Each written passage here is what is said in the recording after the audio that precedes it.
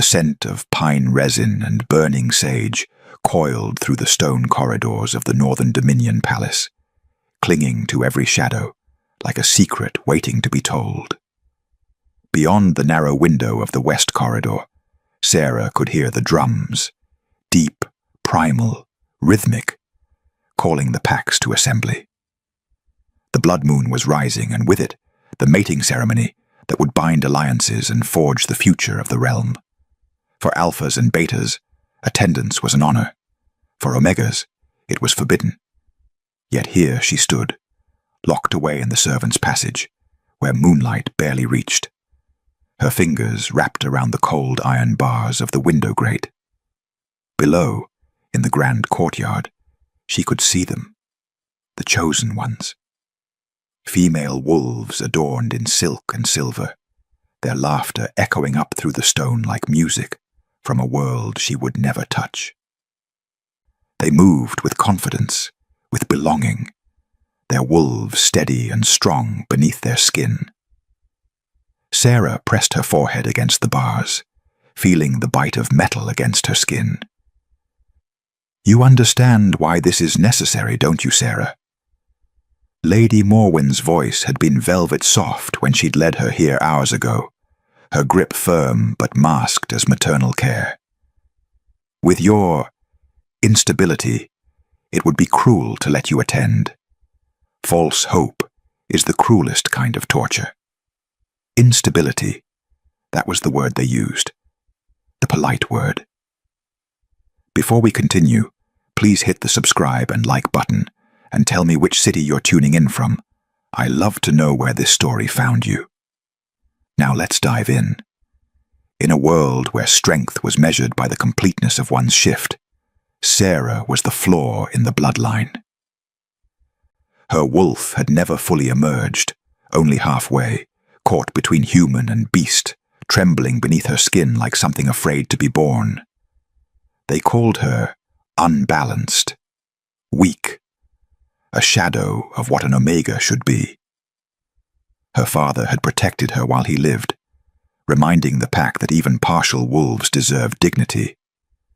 But since his death 3 winters past, Lady Morwen, her appointed guardian, had been quick to remind everyone, especially Sarah, exactly where she belonged. Hidden, silent, useful only when summoned. Sarah tugged at a strand of her pale hair, so unlike the rich dark tones of the northern pack. Another mark of her otherness. Another reason to keep her tucked away, like a shameful secret.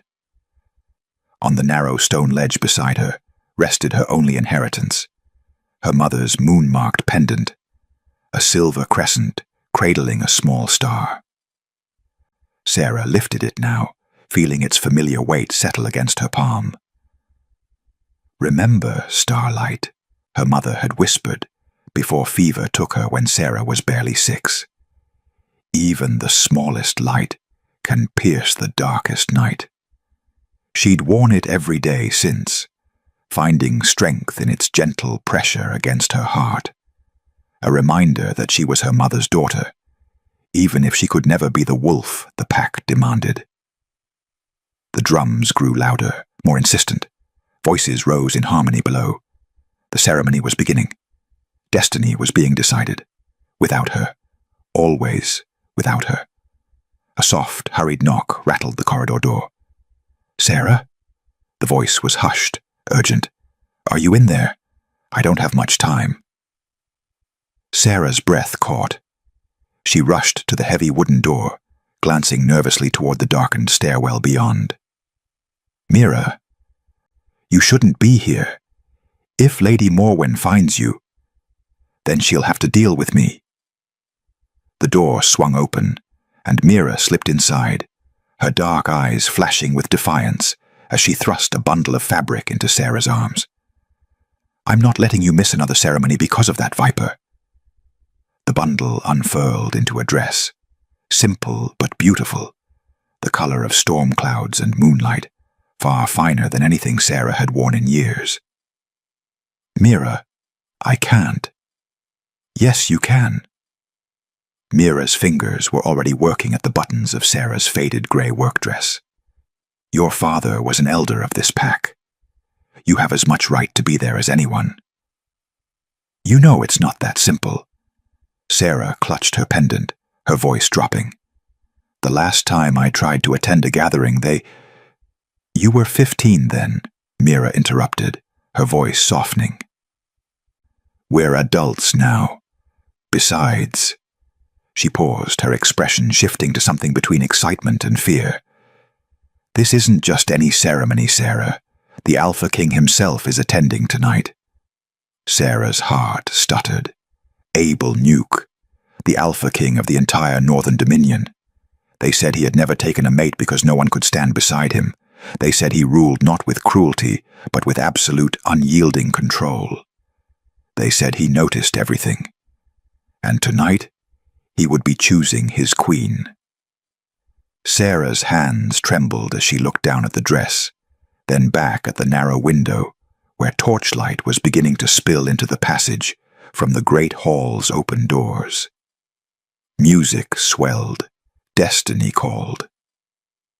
And for the first time in her life, Sarah wondered if she dared to answer.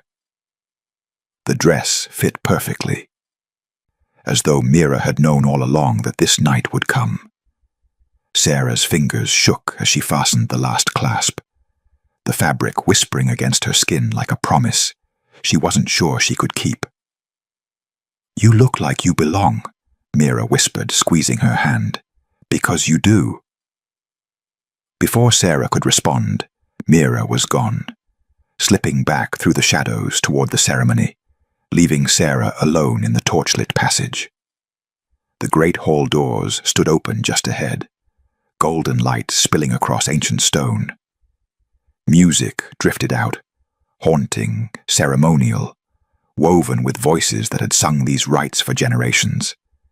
Sarah could smell incense and winter roses, could feel the pulse of power that came when so many wolves gathered in one place. She should turn back, should return to her locked corridor, and wait for this night to pass. But her feet carried her forward. She stopped just outside the doorway, pressing herself against the cold stone column, where shadows still clung. From here, she could see everything without being seen. Or so she thought. The ceremony hall was breathtaking. Hundreds of candles lined the walls, their flames bending toward the center, where a raised dais stood beneath an opening in the ceiling. Through it, the blood moon hung heavy and red, bathing everything in its ancient light. Wolves from every pack in the Dominion stood in precise formation, alphas in black and silver at the front, betas in their formal leathers behind them, and omegas. Omegas were nowhere to be seen, because omegas were never meant to witness this. At the center of it all, standing before the altar with his back to the crowd, was Abel Nuke. Even from this distance, his presence commanded the room. He wore black ceremonial armor that caught the moonlight, a cloak of wolf fur draped across his broad shoulders. His dark hair was pulled back, revealing the sharp lines of his face, severe, controlled, utterly unreadable. The high priestess raised her arms, and the music swelled. Under the blood moon, the Alpha King will choose his queen. Let fate guide his hand. Let the moon bear witness. Sarah's breath caught. This was the moment, the choice that would reshape the Dominion. But instead of stepping forward, instead of approaching the line of noble females who waited with practiced grace and calculated smiles, Abel Nuke went completely still. The music faltered. Silence crashed through the hall like a physical force. And then, slowly, deliberately, the Alpha King turned. His eyes swept the crowd, moving past the assembled alphas, past the council elders in their ceremonial robes, past everything and everyone, until they locked directly on Sarah. The world stopped breathing. You. His voice cut through the silence like a blade through silk, deep, commanding, absolute. By the door. Sarah's heart slammed against her ribs. She couldn't move, couldn't think, couldn't do anything but stand frozen as every head in the hall turned to follow the Alpha King's gaze. Whispers erupted like fire catching dry grass. An Omega. At the ceremony. Who let her in? The council members exchanged sharp glances, their faces tight with shock and barely concealed outrage. One elder stepped forward, his voice strained with forced diplomacy. Your Majesty, surely there's been a mistake. That girl is... I know what she is. Abel's words were quiet, but they carried the weight of absolute authority. And then he moved, not toward the altar, not toward the noble females who stood waiting, their perfect composure beginning to crack, toward Sarah. Each step echoed in the vast hall. The crowd parted without being asked, instinct driving them back from their king's path. Sarah pressed harder against the stone column, her wolf stirring beneath her skin. Not in strength, but in panic. He was coming for her. The Alpha King was walking away from his destiny, away from his ceremony, away from everything, to reach the forbidden Omega by the door. He stopped 3 paces away. Up close he was overwhelming. All winter steel and smoke, power barely contained beneath that controlled exterior. His eyes were gray, the color of storm clouds, and they studied her with an intensity that made her feel simultaneously exposed and seen, truly seen, perhaps for the first time in her life. You're trembling, he said quietly. Not an accusation, an observation. Sarah's voice came out barely above a whisper. I'm not meant to be here, my king. Something shifted in his expression. Not anger, but something she couldn't name. His brow creased slightly, as though her words had confused rather than reassured him. Who forbade you? The question struck her like a physical blow. No one had ever asked her that. They'd simply told her what she couldn't do, where she couldn't go, what she would never be allowed to become. Before she could answer, a sharp voice cut through the moment. Your Majesty. Lady Morwen swept forward, her face a perfect mask of concern and apology. Forgive this disruption. This girl is under my care, and she's unwell, confused. Let me remove her immediately so the ceremony can continue. She reached for Sarah's arm, her fingers digging in with concealed fury. Abel's hand moved faster. He didn't touch Sarah, didn't need to. He simply stepped between them, his presence a wall that Lady Morwen couldn't cross without openly defying her king. You will stay, Abel Nuke said, his eyes never leaving Sarah's face. Above them, through the open ceiling, the blood moon pulsed brighter, as though the ancient power that governed their world had just witnessed something it had been waiting centuries to see. And deep in Sarah's chest, where her half-formed wolf lived in constant fear, something stirred, something that felt almost like hope. The ceremony hall erupted into chaos the moment Abel spoke those 3 words. Your Majesty, this is unprecedented. An Omega at the mating ceremony violates every tradition. Abel raised one hand, and silence fell like a curtain. The ceremony is suspended. Council, you will remain. Everyone else, dismissed. The command left no room for argument. Nobles and pack members filed out in tense silence, their whispers following them like shadows. Sarah stood frozen, acutely aware of every eye that passed over her. Some curious, most contemptuous, all disbelieving. Lady Morwen lingered near the doorway, her face a mask of maternal concern that didn't reach her eyes. Your Majesty, If I might speak regarding my ward. Later. Abel's tone was polite, but final. Leave us. The dismissal hung in the air until Lady Morwen had no choice but to curtsy and retreat, though her gaze promised Sarah that this conversation was far from over. When the last footsteps faded, Abel gestured toward a carved bench near the dais, positioned away from the council members who clustered in heated discussion at the far end of the hall.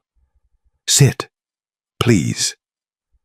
Sarah's legs moved before her mind caught up, carrying her to the bench. She perched on its edge, hands clasped in her lap to stop their shaking. The moon-marked pendant felt heavy against her chest, a small anchor in a world that had just tilted sideways. Abel moved to a nearby table, returning moments later with a silver goblet. Water. She stared at it, then at him. The Alpha King of the Northern Dominion was offering her water with his own hands. You look as though you might faint, he said simply. Drink. Sarah took the goblet, her fingers brushing his for the briefest moment. The touch sent a shock through her, not painful, but startling in its warmth. She drank, the cool water steadying her racing thoughts. Thank you, my king. Abel. He lowered himself onto the bench beside her, not too close, but near enough that she caught his scent again. Smoke and winter steel, with something underneath like pine forests after rain. When we're speaking directly, you may call me Abel. The informality felt dangerous, intimate. She nodded, not trusting her voice. Behind them, the council's debate grew louder. Sarah caught fragments. Disrespect to tradition, weak bloodlines, setting a precedent. Each word struck like a stone, but Abel seemed entirely unconcerned, his attention fixed solely on her. You didn't answer my question before, he said quietly. Who forbade you from attending the ceremony? Lady Morwen. The name came out barely above a whisper. My guardian. She said it would be cruel to give me false hope, that with my condition, I don't belong among the others. Your condition? It wasn't a question, but Sarah found herself answering anyway. I've never fully shifted. My wolf is incomplete, half-formed. They say it's a sign of weakness of impure bloodlines. In a world where strength is everything, She trailed off, unable to finish. Different, Abel supplied. But the way he said it didn't sound like an insult. Sarah looked up, meeting his storm-gray eyes for the first time, with something other than fear. You don't seem surprised. I'm not. He leaned back slightly, his posture relaxing in a way that made him seem less like a king and more like a man. I notice things others miss. It's why I listen more than I speak. In this court, words are weapons. Everyone has an agenda, a strategy, a careful performance. His gaze held hers. But you weren't performing tonight. You were simply present. I wasn't supposed to be present at all. And yet you came anyway. Something almost like approval flickered across his features. Why? No one had ever asked her that either. What she wanted, why she made the choices she did. Because I was tired of being invisible, Sarah admitted, the truth spilling out before she could stop it. Tired of watching life happen to everyone else while I stayed locked away. I know I'm not strong like the others. I know my wolf is broken, but I thought, maybe just once, I could stand in the same room and pretend I belonged. The vulnerability of the confession left her breathless. She'd given him the perfect weapon to hurt her, and she couldn't take it back. But Abel didn't wield it like a blade. Instead, his expression softened, barely perceptible, But there. Your wolf isn't broken. You don't know that. I know that every creature in this hall tonight was performing exactly as expected, saying the right words, wearing the right masks, playing their parts in a ritual as old as time itself. He paused, and when he spoke again, his voice carried a weight that made her chest ache.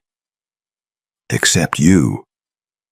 You came here afraid, uncertain, expecting to be rejected, and you came anyway.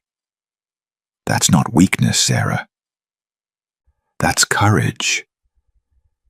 Her name on his lips sent warmth flooding through her. Not the fire of passion, but something gentler. Recognition. A council member approached, interrupting the moment. Your Majesty, we must discuss the ceremony's continuation. Tomorrow, Abel said, not looking away from Sarah. Tonight, I have more important matters to attend to. The elder retreated, muttering under his breath. Abel rose, extending his hand to her, not commanding, but offering. Come. The hall is cold, and you're still trembling. Let's speak somewhere more comfortable. Sarah placed her hand in his, feeling the calluses that spoke of a warrior's training, the strength that could crush but instead held her gently. As he helped her to her feet, steadying her when her knees threatened to buckle, he spoke again, soft enough that only she could hear. You are not invisible, Sarah. And for the first time in longer than she could remember, she believed it. Abel led Sarah to a smaller chamber, adjacent to the great hall, a private study warmed by a crackling hearth. Maps lined the walls, and a simple table held remnants of a working meal. This was where the Alpha King planned his strategies, she realized, where he carried the weight of the Dominion alone. Sit, he said, gesturing to a chair near the fire. You're still cold. She was, though she hadn't realized it until now. The warmth of the flames seeped into her bones as Abel moved to pour wine, but a commotion outside the door interrupted him. My king. A guard stumbled into the room, clutching his arm. Blood seeped between his fingers, and his face was pale with pain. Forgive the intrusion. Patrol skirmish at the eastern border. The healer is attending to others. I only need... Let me see. Sarah was on her feet before she'd made the conscious decision to move.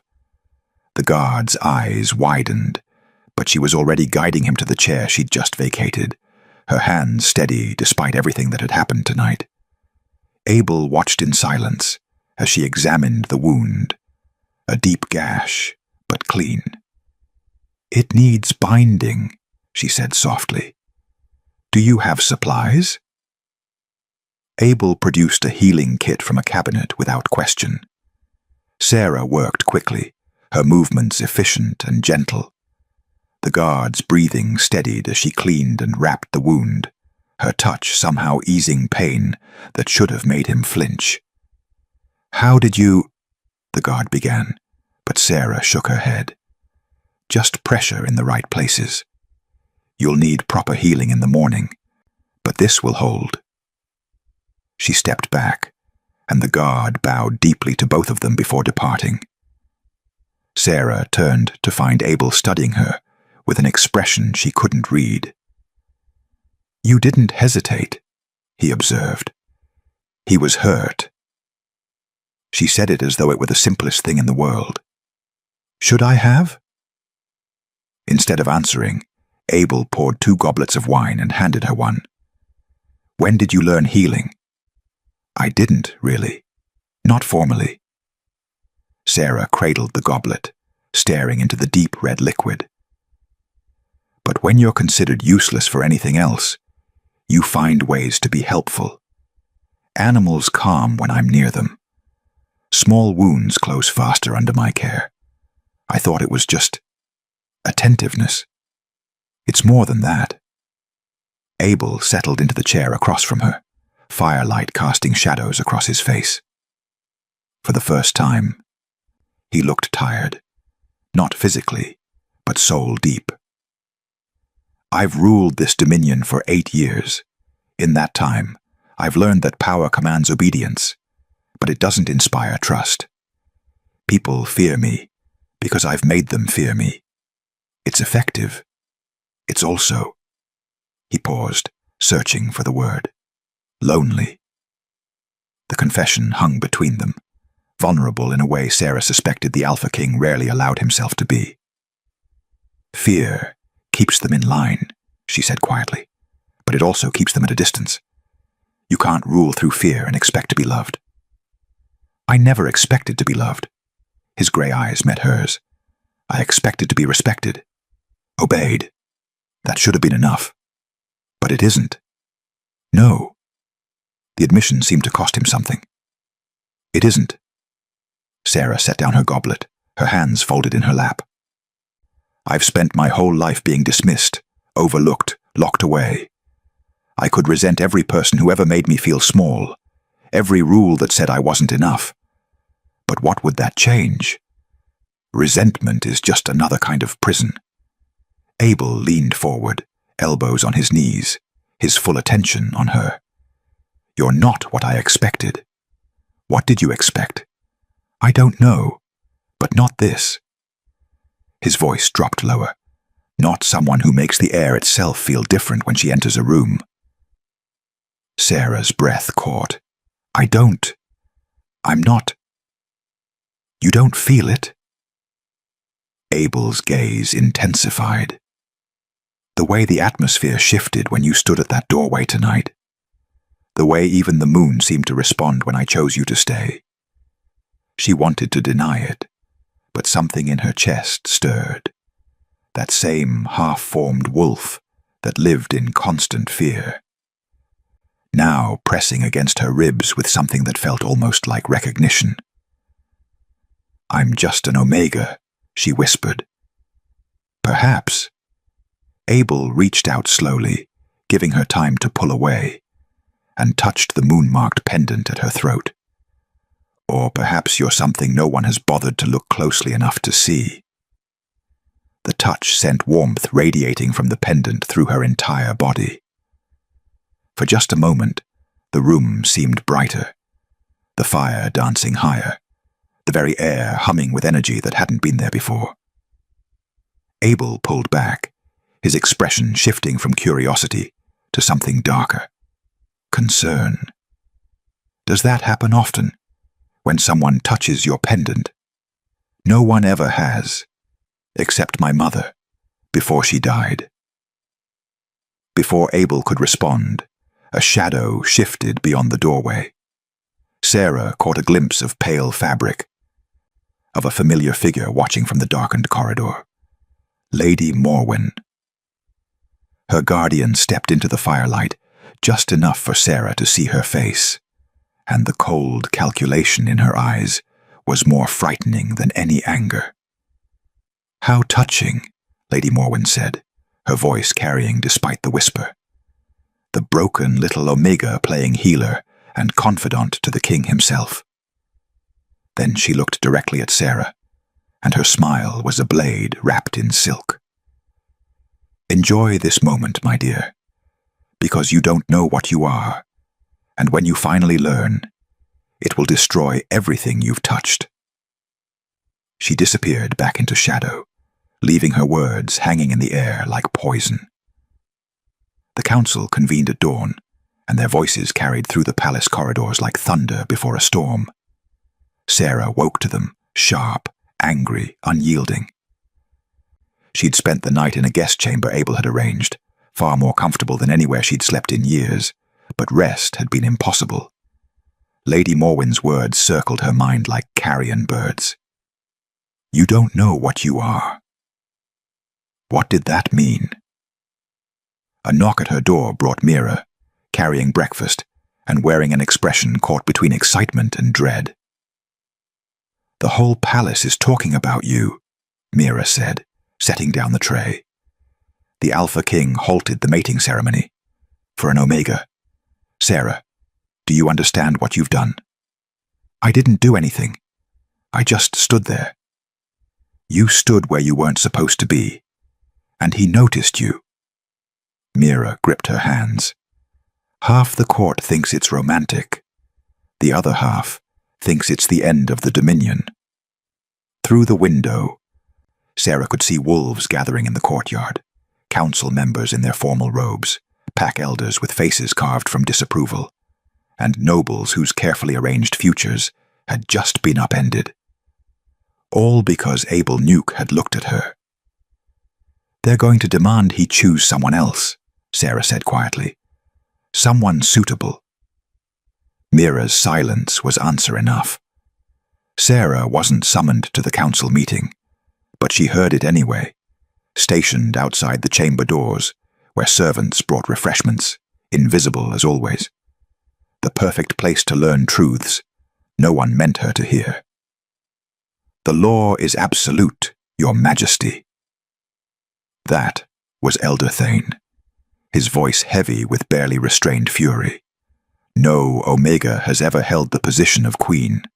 They lack the strength, the wolf presence, the authority required to...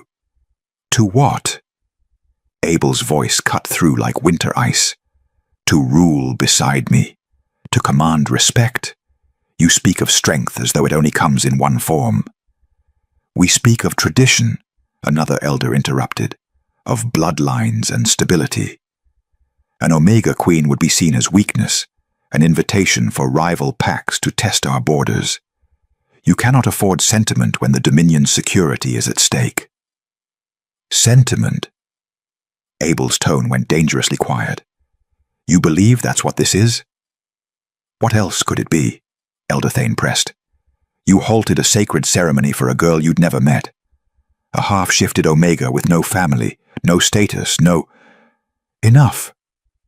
The single word silenced them all. I will take your counsel under advisement, Abel said, each word precisely measured. This meeting is adjourned. Sarah slipped away before the doors opened, but not before she heard Elder Thane's parting words, spoken low to his companions. Let him keep her for now. Omegas are useful sacrifices when the time comes. Better she than someone who actually matters. The words struck like physical blows. Useful sacrifice. Was that what she was? A temporary indulgence the Alpha King would discard when political pressure became too great. She was returning to her chamber when Lady Morwen appeared, blocking the corridor with calculated precision. My dear ward. Her smile was poison wrapped in honey. I wondered when we'd have a moment alone. Sarah's hand moved instinctively to her pendant. I did nothing wrong. Didn't you? Lady Morwen stepped closer, her voice dropping to a hiss. You defied my protection. Infiltrated a sacred ceremony, and now you've bewitched the Alpha King himself. Do you think this ends well for you? He asked me to stay. I didn't bewitch anyone. No. Lady Morwen's eyes gleamed with something dark. Then explain why the air changes when you enter a room. Why animals calm at your touch. Why the moon itself seemed to respond when he acknowledged you. She leaned in, her breath cold against Sarah's ear. You're waking up, little Omega. And when you fully awaken, you'll destroy everything, including him. I don't understand. You will. Lady Morwen pulled back, her composure sliding into place like a mask. And when that moment comes, you'll have a choice. Disappear quietly and spare him, or stay and watch him fall because of you. She swept past, leaving Sarah trembling in the empty corridor. Sarah found Abel in his study that evening, staring at maps he wasn't really seeing. He looked up when she entered, something in his expression easing, but not enough. They want you to choose someone else, Sarah said without preamble. Someone suitable. Abel set down the document he'd been holding. I know, And they're right. The words tasted like ash. I'm not. I can't be what you need, what the Dominion needs. Sarah, no, please listen. She forced herself to meet his eyes. I've been chosen once before. Chosen to be useful when convenient, discarded when not. My father chose to protect me, then died and left me with a guardian who locks me away. Every choice anyone's made about my life has been for their benefit, not mine. Her voice cracked. How do I know this isn't the same? That you won't decide I'm too much trouble when the council's pressure becomes unbearable. Abel crossed the distance between them in 3 strides. He didn't touch her, but his presence was overwhelming, not with dominance, but with intensity that stole her breath. I don't know how to make you believe me, he said, his voice raw. I don't know how to prove that what I feel when I look at you isn't sentiment or strategy or anything the council thinks they understand. But I am trying, Sarah, against everything I was taught, everything that's expected of me. I'm trying. Trying might not be enough. Then what is? Before she could answer, a horn blast shattered the night, long, urgent, terrible. The warning call. Abel's head snapped toward the window. In the distance, flames were rising. Shouts echoed across the palace grounds. The gates! Someone screamed from the courtyard below. The gates have been breached. The blood moon hung above them, red and full and watching. And Sarah's pendant, for the first time since her mother died, began to burn against her skin. Chaos descended on the palace like a plague. Abel was moving before Sarah could process what was happening, his warrior's instincts taking over. Stay here. Lock the door behind me. He was already strapping on weapons, his face transformed from the contemplative man she'd been speaking with into the Alpha King who commanded armies. Abel, lock the door. He paused at the threshold, his grey eyes meeting hers with an intensity that made her chest ache. I will come back for you. Then he was gone. His boots echoing down the corridor as he bellowed orders to the guards converging from all directions. Sarah moved to obey, her hand on the heavy oak door, when she heard it, a scream, high and terrified, coming from deeper within the palace. A servant's voice, a woman. Her instincts warred with Abel's command. She should stay, she should hide. But someone was hurt. Sarah grabbed a candlestick, pathetic as weapons went, but better than nothing, and slipped into the corridor. Smoke was beginning to curl through the passages, acrid and thick. The sounds of combat echoed from the main halls, steel on steel, snarls of wolves in their shifted forms, the terrible sounds of dying. She followed the screaming toward the eastern wing, the oldest part of the palace where few ventured anymore. The air grew colder here, the shadows deeper. The blood moon's light filtered through narrow windows, painting everything in shades of crimson. Please, someone help! The scream cut off abruptly.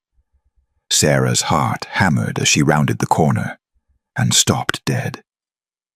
Lady Morwen stood in the center of the corridor, perfectly composed despite the chaos consuming the rest of the palace. Her dress was immaculate, not a hair out of place. And at her feet lay the servant who'd been screaming, unconscious but breathing. Sarah. Lady Morwen's smile was gentle, almost maternal. I was hoping you'd come. Every instinct screamed at Sarah to run. What have you done? What needed to be done? Lady Morwen gestured and figures emerged from the shadows, wolves in partial shift, their eyes gleaming with predatory intent. Not palace guards, rogues. The Alpha King has become distracted, weakened by sentiment, The Dominion requires stronger leadership. Leadership that understands what you truly are and how to use it. Sarah backed away, but there were figures behind her now too. She was surrounded. I don't understand. You're behind the attack. I'm behind the solution. Lady Morwen stepped closer, her voice taking on the tone of someone explaining something simple to a child. For years, I've waited, watched, ensured you remained dormant, unaware, locked away where your power couldn't accidentally manifest. Your father was a fool. He should have ended you when your mother died. But he loved you, and love makes people weak. My mother? Sarah's voice cracked. What do you know about my mother? Everything. Lady Morwen's eyes glittered in the moonlight. I was there when she died, Sarah. I was there when she made me promise to keep you safe, to keep you hidden. And I have. Oh, how I have. But you couldn't stay in your cage, could you? You had to attend that ceremony, had to let the Alpha King see you, had to start waking up. The pendant against Sarah's chest was burning now, hot enough that she gasped. Lady Morwen's gaze fixed on it with hungry recognition. There it is, she whispered. The moon's mark, beginning to activate. I don't know what you're talking about. You were never meant to awaken, Sarah. Lady Morwen's composure finally cracked, revealing the ambition and resentment that had festered beneath. Moon-bound Omegas are supposed to be legend, extinct, gone for 3 centuries. But your mother was one, and she passed it to you, that cursed gift that makes you valuable beyond measure and dangerous beyond control. The rogues closed in, their movements coordinated, predatory. When the Alpha King discovers his precious Omega died in the attack, protecting him perhaps, how tragic. He'll be devastated, Lady Morwen continued, vulnerable, and I'll be there to help him through his grief, to guide him, to become what you could never be. Sarah's mind raced. She could scream, but who would hear over the battle raging in the main halls? She could run, but they'd catch her in seconds. She could fight, but her half-formed wolf was useless against trained killers. You're going to kill me. The words came out steadier than she felt. Not kill, dear child. Contain. There are those who would pay fortunes for a moon-bound Omega, even a dormant one. And if you happen to die in the process of extraction, Lady Morwen shrugged. Well, these things happen during palace attacks. The rogues lunged. Sarah threw up her hands instinctively, a futile gesture of defense. The candlestick clattered to the floor. Terror flooded her system, not for herself, but for Abel. He would return to find her gone, would blame himself, would never know the truth. No. The word echoed through her mind, with a force that didn't feel entirely her own. The pendant flared white-hot against her skin, and something inside Sarah, something that had been sleeping for 23 years, something her mother had passed down through bloodlines stretching back centuries, something that had been waiting for this exact moment of desperate need, stirred. The air in the corridor changed, thickened, hummed with energy that tasted like moonlight and midnight and ancient power. The rogues froze mid-lunge, their eyes widening in sudden primal fear. Lady Morwen stumbled backward, her composure shattering. No, not yet. You're not ready. You can't be. But Sarah wasn't listening anymore. She was drowning in sensation, in power that surged through her veins like liquid starlight, in awareness that expanded beyond her body to touch every living thing in the palace, in connection to something vast and ancient and impossibly strong. Her wolf rose, not the half-formed, frightened creature that had lived beneath her skin her whole life, but something else entirely. Above the palace, the blood moon pulsed brighter, as though recognizing one of its own, as though answering a call it had been waiting centuries to hear.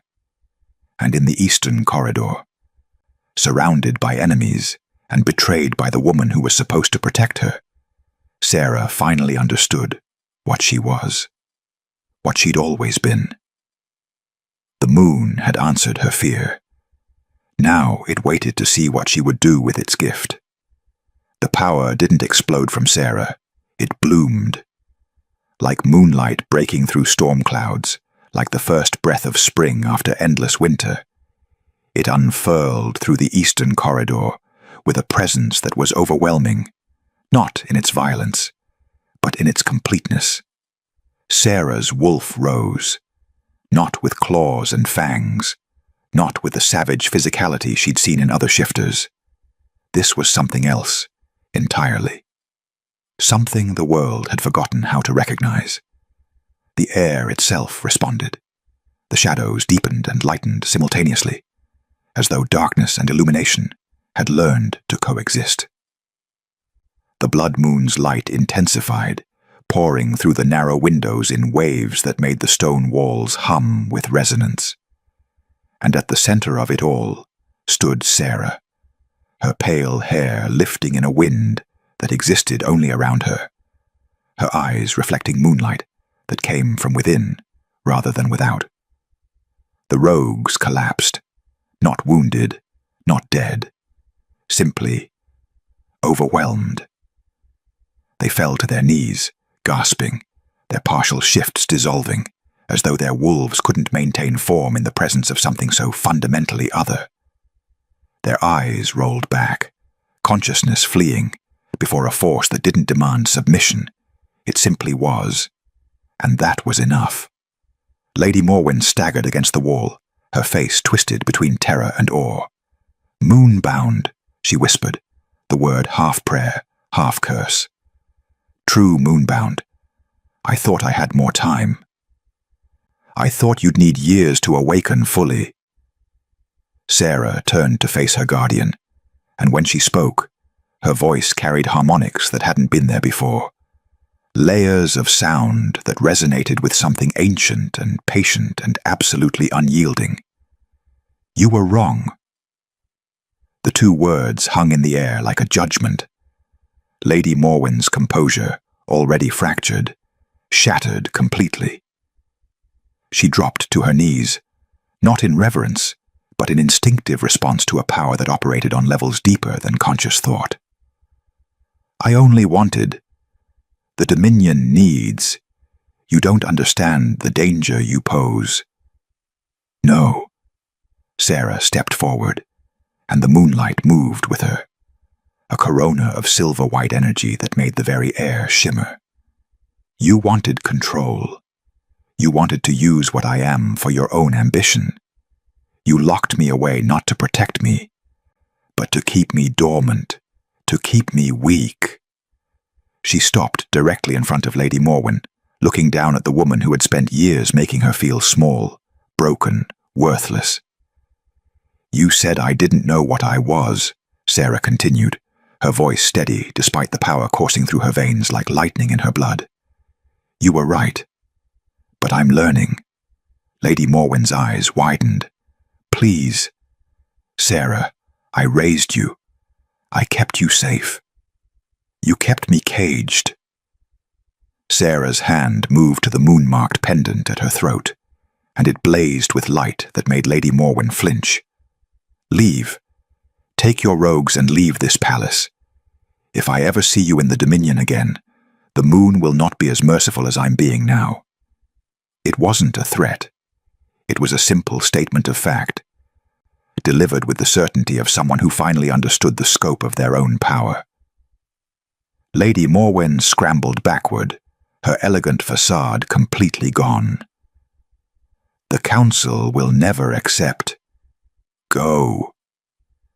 The command resonated through the corridor with physical force. Lady Morwen fled, her rogues dragging themselves to their feet and following, their retreat marked by the sounds of scrambling fear. And then Sarah was alone. The power didn't leave. It settled, sinking back beneath her skin like the tide retreating from shore. But it didn't disappear. She could feel it now, always there, always accessible. Her wolf, her true wolf, finally complete. Not the frightened, half-formed creature she'd lived with for 23 years, but something balanced, whole. Her legs gave out. Sarah sank to the floor. Trembling not from fear, but from the sheer magnitude of what had just happened. The pendant cooled against her skin, its work done. Around her, the corridor returned to normal. Shadows were just shadows again. Moonlight just light. But she would never be just anything again. She didn't know how long she sat there before she heard the footsteps, running, urgent, accompanied by the metallic scent of battle. Then Abel was there, skidding to a halt in the corridor's entrance, his armor splashed with blood that wasn't his own, his expression wild with barely controlled panic. Sarah. He saw her on the floor and crossed the distance in a heartbeat, dropping to his knees beside her. His hands moved over her, checking for wounds, for injuries, his controlled composure cracking under the weight of obvious fear. "I'm not hurt," she managed, her voice hoarse. "I'm not. Abel, I'm okay. The rogues in this corridor, someone said they saw Lady Morwen." He stopped, finally registering her face, her eyes, the way the air still seemed to shimmer faintly around her. What happened? Sarah looked at him. This Alpha King who had chosen her when no one else would, who had defended her presence despite opposition, who had asked what she wanted for perhaps the first time in her life. "I awakened," she whispered. "Abel, I'm not what everyone thought. I'm not broken. I'm moonbound." The word fell from his lips with quiet reverence. He sat back on his heels, his grey eyes searching hers. "I've read the legends. Omegas who could command the moon's energy, who served as balance between wolf and magic, strength and wisdom. They disappeared 300 years ago. The council said they were myths. They weren't myths." Sarah's hands shook as she pushed herself more upright. "My mother was one. She passed it to me. Lady Morwen knew. She's been keeping me dormant, keeping me locked away so I wouldn't awaken. Tonight, when the rogues attacked." She trailed off, unable to find words for what had happened. Abel reached out slowly, giving her every opportunity to pull away, and cupped her face in his hands. His touch was gentle despite the strength behind it, grounding despite the chaos still echoing through the palace beyond. "You are not broken," he said fiercely, his voice rough with emotion. "You never were. You are balance, Sarah. Perfect, terrifying, impossible balance." Tears she hadn't realized were falling, slipped down her cheeks. "The council will never accept this. A moonbound Omega as queen. They'll fight it even harder now. Let them." Abel's thumb brushed away her tears. "I chose you before I knew what you were. Finding out you're powerful beyond measure only confirms what I already felt." "Which is?" He smiled, truly smiled, not the controlled expression he showed the court, but something genuine and vulnerable and entirely for her. "That you're the only person in this entire dominion who makes me want to be more than the crown I wear." Above them, through the narrow window, the blood moon watched. And for the first time in 3 centuries, it recognized one of its chosen children standing not alone, but with someone who saw her as she truly was, balanced, powerful, whole. The palace stood in the aftermath of battle as dawn threatened the horizon. Fires had been extinguished, wounded tended, and the rogues who survived were locked in the dungeon awaiting judgment. But the blood moon remained, impossibly, unnaturally, still full and crimson above them, as though refusing to set until something was resolved.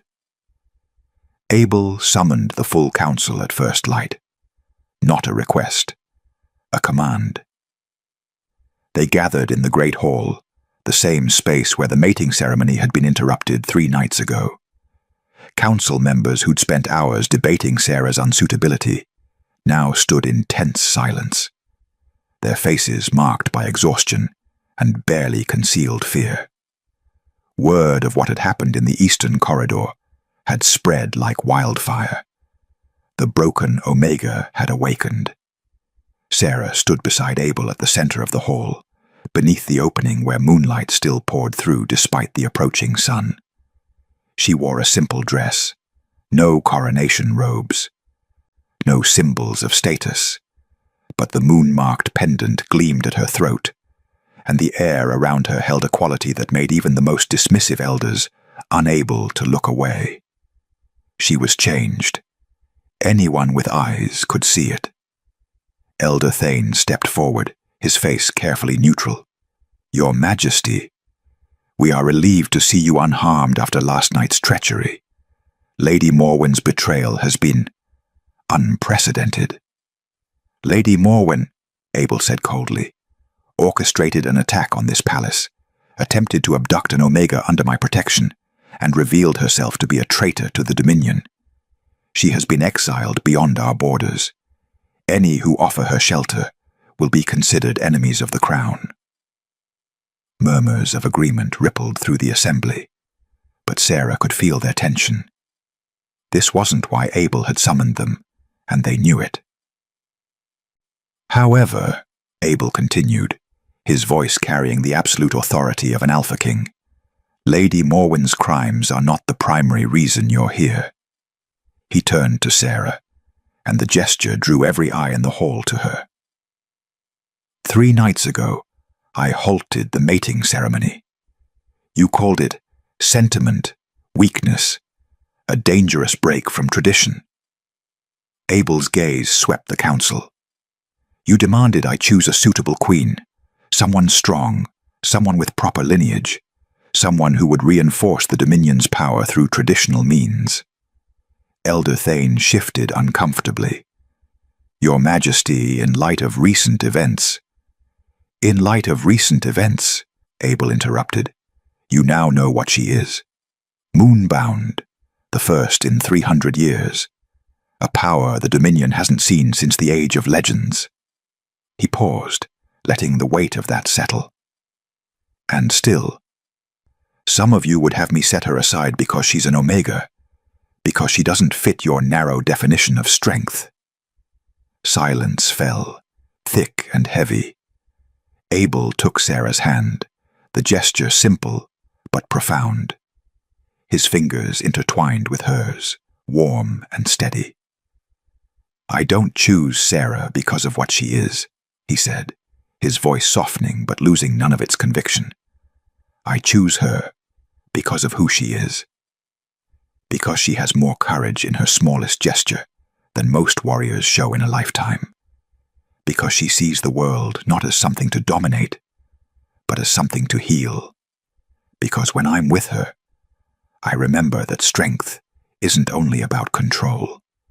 It's about trust. He turned to face her fully, still holding her hand, the blood moon's light falling across both of them like a blessing. Sarah, Abel said, and the formal distance dropped from his voice, leaving only the man beneath the crown. I'm asking, not commanding. I'm choosing, not claiming. Will you stand beside me? Not as someone elevated to my status, but as my equal, my balance, my mate. Sarah's breath caught. The council faded into background noise. The palace, the politics, the expectations, all of it fell away until there was only this moment. Only his grey eyes searching hers, vulnerable and honest and completely open. Yes, she whispered. Then, stronger. Yes. The word had barely left her lips when the blood moon pulsed. Light flooded the hall, not harsh, but encompassing. Silver-white energy that wove between Sarah and Abel like visible threads, connecting them in ways that went deeper than physical touch. The mating bond, forming not through dominance or submission, but through mutual choice, through consent freely given. Sarah gasped as she felt it, felt him. His strength, yes, but also his loneliness. His determination shadowed by doubt. His fierce protectiveness wrapped around a core of surprising gentleness.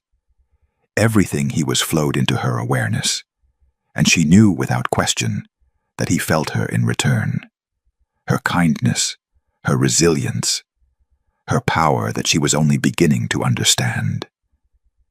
They were separate beings still, but connected now in ways that couldn't be severed by law or tradition or opposition. The bond settled, the light fading to a gentle glow that lingered around their joined hands. Elder Thane's voice broke the stunned silence. The moon has accepted. The moon has agreed, another elder whispered, or replacing skepticism. Because it had. For the first time in living memory, the blood moon had borne witness to a mating and responded with visible confirmation.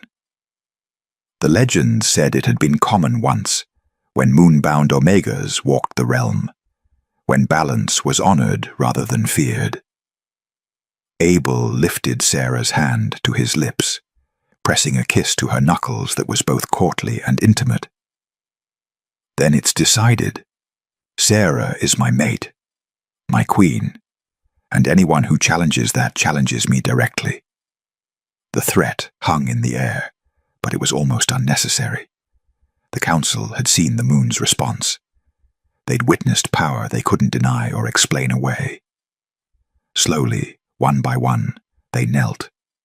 Not in fear, not even entirely in acceptance, but in recognition that something had fundamentally shifted in the Dominion, that the old ways had met something ancient and been found incomplete. Sarah looked down at the assembled council, then up at Abel beside her, the man who had seen her when she was invisible, who had chosen her when she was forbidden, who had offered her not elevation, but partnership. Together, she said softly, meant only for him. His smile was answer enough. Together.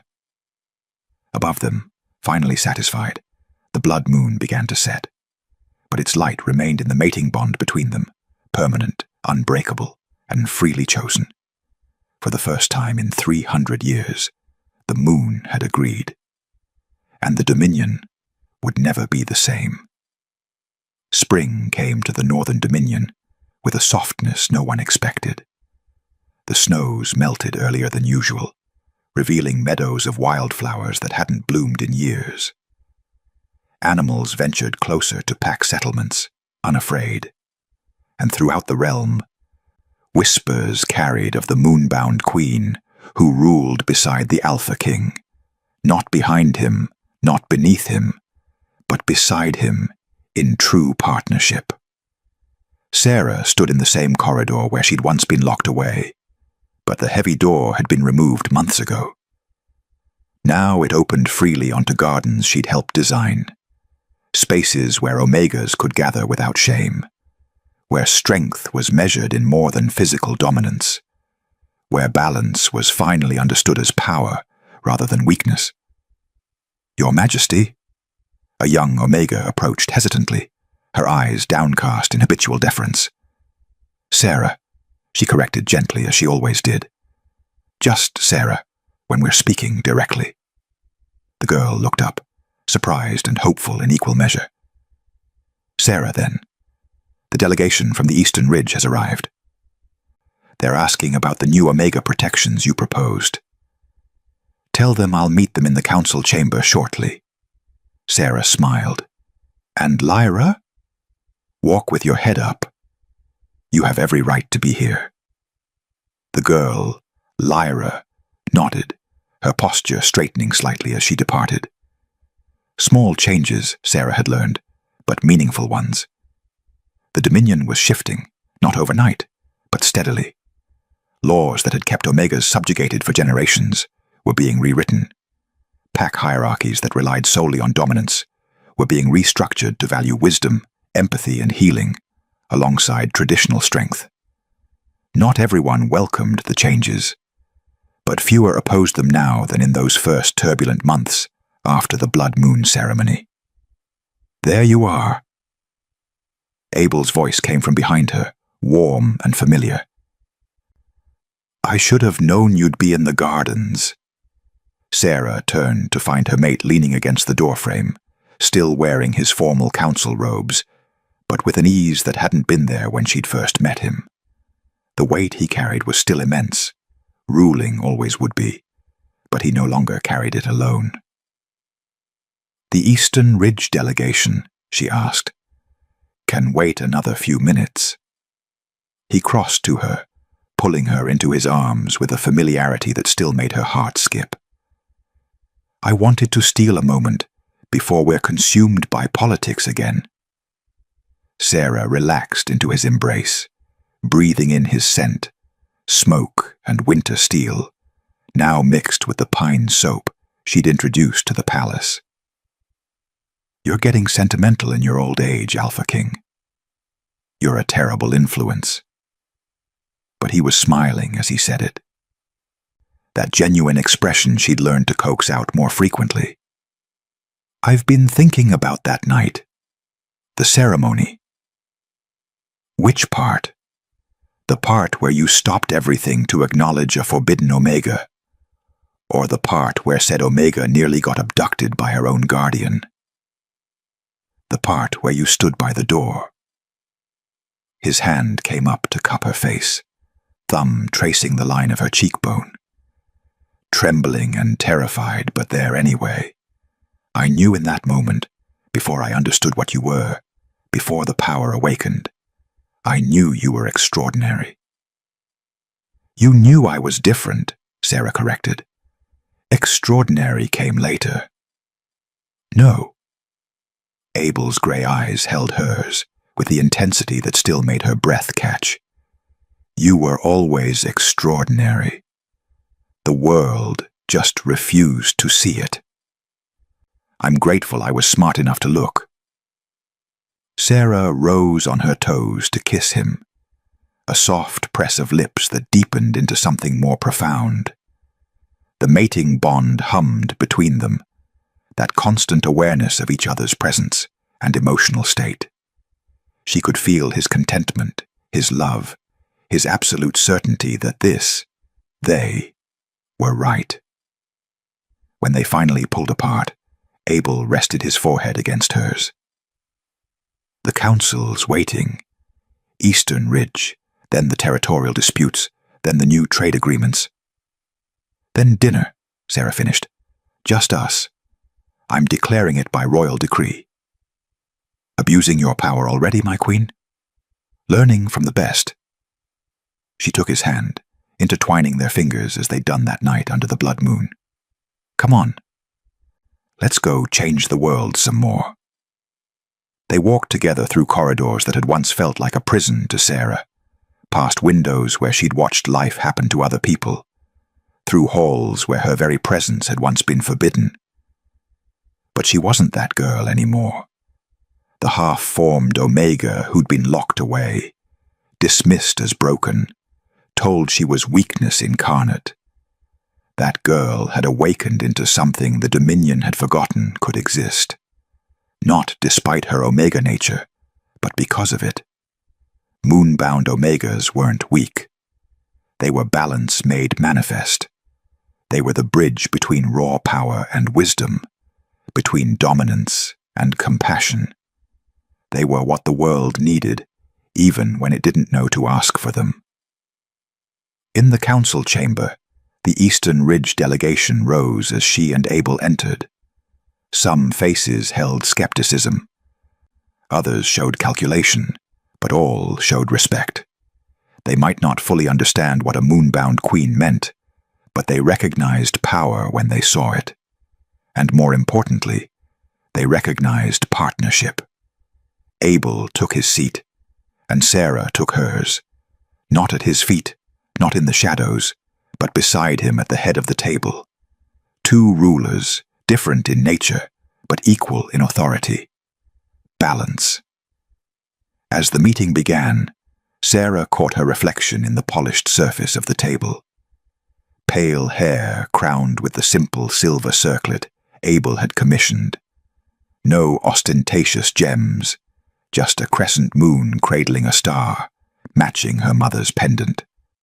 Her eyes were clear, confident, no longer haunted by the fear of being unseen. She thought of that girl by the door, the one who'd stood trembling in the shadows, certain she had no right to exist in spaces meant for others, the one who'd believed the lies about being broken, unbalanced, worthless. "I see you," Sarah thought to that younger self. "And you were never any of those things." That night, after the council meetings and diplomatic negotiations, after the formal dinner and the endless stream of petitions and requests, Sarah and Abel found themselves alone in their private chambers. The moon, not blood red now, but silver and serene, shone through the windows. Abel pulled her close, his arms wrapping around her from behind, as they stood looking out at the dominion spread below them. Their dominion now, changed and changing still. "Do you ever regret it?" he asked quietly. "The attention, the responsibility, the constant scrutiny." Sarah leaned back against his chest, feeling the steady beat of his heart through the mating bond. "Do you regret choosing me?" "Never." "Then no.